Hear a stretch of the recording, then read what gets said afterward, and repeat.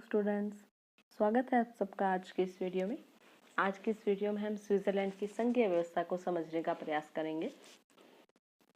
पिछले वीडियो में हमने स्विट्जरलैंड के संविधान की विशेषताओं को देखा था और उनमें से एक विशेषता थी वहाँ की संघात्मक शासन व्यवस्था।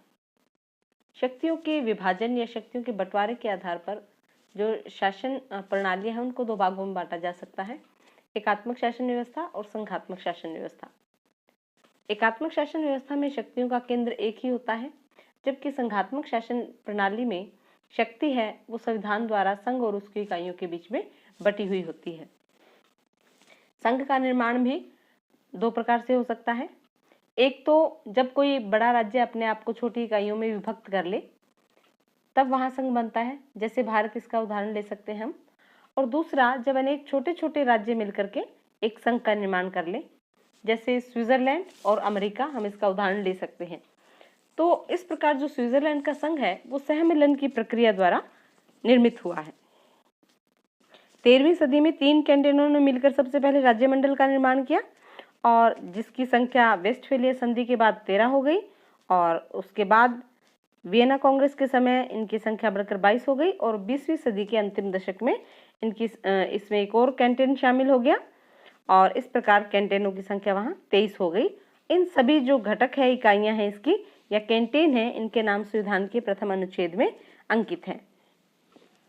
लेकिन स्विट्जरलैंड के संघीय स्वरूप के बारे में विचारकों में मतभेद है, क्योंकि कई विद्वान ये कहते हैं कि 1848 की जिस संधि से इसका निर्माण हुआ है वो कोई संविधान नहीं था, इसे ज्यादा से ज्यादा हम एक राज्यमंडल कह सकते हैं।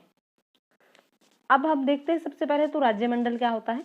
राज्यमंडल संघ की तुलना में एक शिथिल गठबंधन होता है और जो स्विट्जरलैंड का संविधान है उसमें भी स्विट्जरलैंड के लिए राज्यमंडल शब्द का प्रयोग किया गया है। इसके साथ ही इसमें सम्मिलित कैंटोनों को प्रभुसत्ता संपन्न कैंटोन भी कहा गया है। स्विट्जरलैंड का पहला अनुच्छेद जो है उसमें कहा गया है कि स्विट्जरलैंड की जनता और 20 पूर्ण और 6 अर्ध कैंटोनों से मिलकर के जो राज्यमंडल है, स्विस राज्यमंडल है, उसका निर्माण हुआ है। लेकिन यदि हम इसको यथार्थ दृष्टि से देखें तो हम देखेंगे कि स्विट्जरलैंड एक राज्यमंडल नहीं है, बल्कि ये एक संघ की स्थापना करता है। स्विट्जरलैंड का संविधान एक संघीय व्यवस्था की स्थापना करते हैं, क्योंकि राज्यमंडल क्या होता है, कई राज्यों का एक ढीला ढाला संघ होता है जिसमें कोई शक्तिशाली केंद्रीय सरकार नहीं होती। इसमें जो सम्मिलित राज्य होते हैं ये प्रभुता संपन्न होते हैं और इनको अधिकार होता है जब भी चाहे अपनी इच्छा अनुसार इससे अलग हो जाएं, जबकि स्विट्जरलैंड के संविधान में ऐसा नहीं है। स्विट्जरलैंड का जो संघ है वो ढीला ढाला नहीं है, इसमें कैंटोनों के संघ से अलग होने का अधिकार भी नहीं है। इसके साथ ही इनको जो प्रभुता संपन्नता है वो भी हम उसको पूर्ण नहीं कह सकते, क्योंकि कुछ अंशों में जिसकी जो प्रभुसत्ता है वो केंद्र सरकार के हाथों में रहती है। दूसरी कसौटी पर यदि हम इसको कसना चाहें या देखना चाहें तो संघीय शासन के कुछ विशिष्ट लक्षण होते हैं, जैसे संविधान का लिखित होना, संविधान का सर्वोच्च होना, शक्तियों का विभाजन होना और स्वतंत्र एवं निष्पक्ष न्यायपालिका का होना। तो ये चारों ही लक्षण हम स्विट्जरलैंड की जो शासन व्यवस्था है वहाँ पाते हैं। तो इस आधार पर हम कह सकते हैं कि स्विट्जरलैंड एक राज्यमंडल नहीं है बल्कि एक संघ है। अब हम इसकी विशेषताओं को देखते हैं, इसके लक्षण देखते हैं। पहला इसका लक्षण है दोहरी सरकारें। संघात्मक शासन प्रणाली की सबसे जरूरी विशेषता होती है कि देश में दोहरा शासन हो। दोहरा शासन, एक केंद्र का और दूसरा प्रांत का। केंद्र में एक अलग सरकार हो और प्रांतों में अलग अलग सरकारें, और दोनों सरकारों की अपनी अपनी व्यवस्थापिका, कार्यपालिका और न्यायपालिका हो। तो स्विट्जरलैंड इस हिसाब से, स्विट्जरलैंड में एक संघीय सरकार है और इसके अतिरिक्त जो कैंटोन है वहाँ अलग अलग सरकारें हैं, तो वहाँ दोहरी सरकारें पाई जाती हैं। दूसरा लक्षण है शक्तियों का बंटवारा। अन्य संघ की भांति ही स्विट्जरलैंड में जो केंद्रीय सरकार और कैंटोन है, संघ की जो इकाइयां हैं उनको कैंटोन कहा जाता है। तो केंद्रीय सरकार और कैंटोनों के बीच शक्तियों का बंटवारा किया गया है। इसमें गणना व अवशेष के सिद्धांत को अपनाया गया है। गणना करके शक्तियां केंद्र सरकार को दी गई हैं, बाकी जो शेष शक्तियां हैं वो राज्यों को या कैंटोनों को प्राप्त है।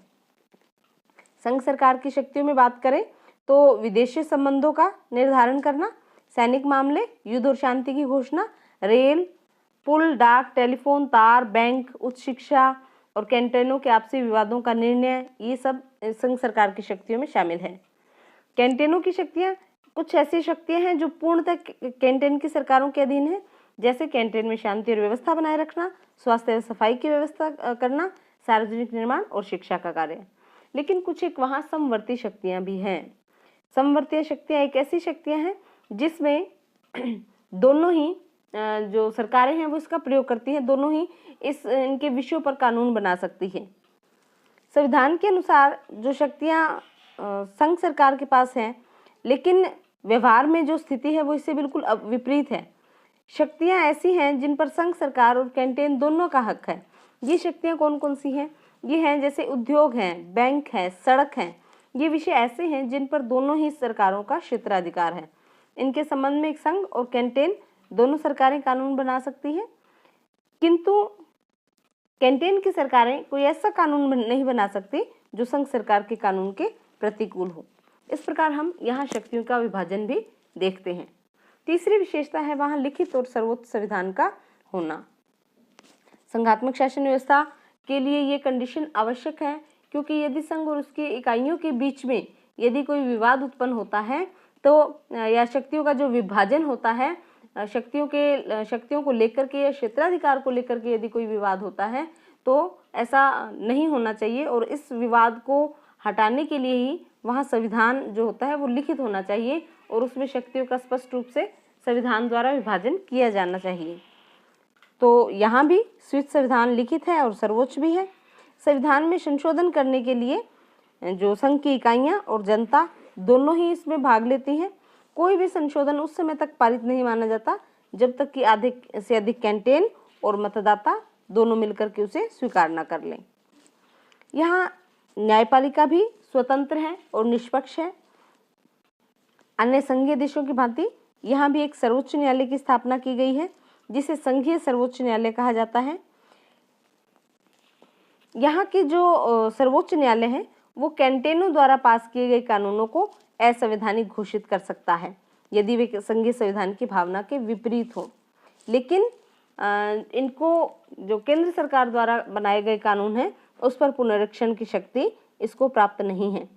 इसके साथ ही संघ और राज्यों में या इकाइयों में जो विवाद होता है उसका निर्णय भी यहाँ किया जा सकता है। अगली विशेषता की बात करें तो यहाँ है कैंटेनों की स्वायत्तता। स्विस कैंटेन अमेरिका के राज्यों की भांति संघ निर्माण से पूर्व के हैं, पहले के हैं, और उन्होंने संघ बनाते समय इस बात का ध्यान रखा कि उनको अपने प्रभुत्व का पर्याप्त जो अंश है वो उनके पास रहे। उन्हें अवशिष्ट शक्तियाँ प्राप्त हैं और उनको संघीय सरकार की संस्थाओं में जो कैंटेन है उसमें समान प्रतिनिधित्व भी प्राप्त है। यहाँ हम बात करना चाहेंगे कि संघीय सभा का जो उच्च सदन है सीनेट, वहाँ उसमें कैंटेनों को समान प्रतिनिधित्व दिया गया है, क्योंकि संघात्मक शासन व्यवस्था में जो उच्च सदन होता है वो राज्यों का प्रतिनिधित्व दर्शाता है।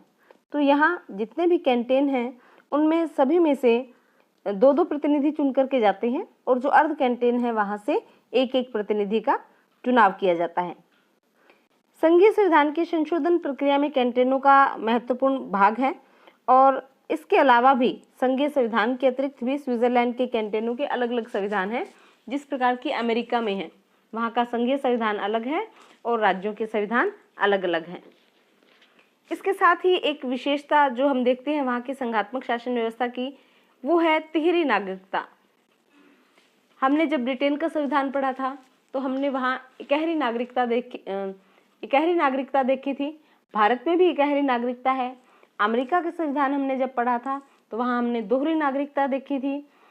इसके बाद जब हमने अब जो स्विट्जरलैंड है वो इन सबसे बढ़कर के तिहरी नागरिकता अपने नागरिकों को प्रदान करता है। दोहरी नागरिकता में एक नागरिकता राज्य की होती है और दूसरी संघ की। यहाँ तिहरी नागरिकता है जिसमें जो स्विट्जरलैंड का नागरिक है उसको एक तो संघ की नागरिकता मिलती है, दूसरी राज्यों की नागरिकता मिलती है, और तीसरी वहाँ की नगर पालिकाओं की नागरिकता। अनुच्छेद 37 ये कहता है कि स्विट्जरलैंड का प्रत्येक निवासी जिसे वहाँ जिसे नगरपालिका और कैंटन की नागरिकता प्राप्त होगी उसे ही स्विट्जरलैंड की नागरिकता भी प्राप्त होगी।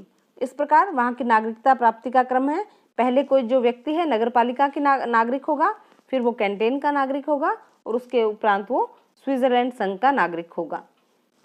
इसके अलावा वहाँ स्थानीय मामलों में संघीय हस्तक्षेप भी बढ़ रहा है, या इसे हम कह सकते हैं कि वहाँ जो राज्य है वो पूर्ण प्रभुसत्ता संपन्न नहीं है। जो संविधान है संघीय सरकार को पर्याप्त शक्ति देता है संघीय स्थानीय मामलों में हस्तक्षेप करने की। स्विट्जरलैंड की संघीय सरकार का ये दायित्व है कि वो जो संघ का जो प्रत्येक घटक है उसकी गणतंत्रात्मक शासन प्रणाली को बनाए रखें, और इसके लिए उन्होंने क्या किया है, नागरिकों के अधिकारों की रक्षा करने के लिए के उद्देश्य से कई बार उसकी व्यवस्था में हस्तक्षेप भी किया है।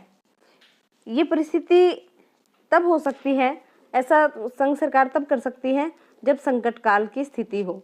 उस समय में संघीय सरकार स्थानीय स्वायत्तता के क्षेत्र का अतिक्रमण कर सकती है। यदि कैंटीन में कोई उपद्रव होता है तो सरकार को ये शक्ति प्राप्त होती है कि वो कैंटीन में अधिकारियों की प्रार्थना किए जाने की प्रतीक्षा किए बगैर ही उपद्रव को दबाए, और इस प्रकार वो कई बार हस्तक्षेप कर चुकी है। इसके साथ ही वहाँ के संघात्मक शासन व्यवस्था में हमें अब जो केंद्रीकरण की प्रवृत्ति है वो दिखाई दे रही है। केंद्र की जो शक्ति है वो बढ़ती हुई दिखाई दे रही है। हमने बात की थी राज्यमंडल जो होता है उसमें राज्यमंडल में केंद्रीय शक्ति शक्तिशाली नहीं होती, राज्यों का ढीला संघ होता है, और जो राज्य होते हैं वो पूर्ण प्रभुता संपन्न होते हैं।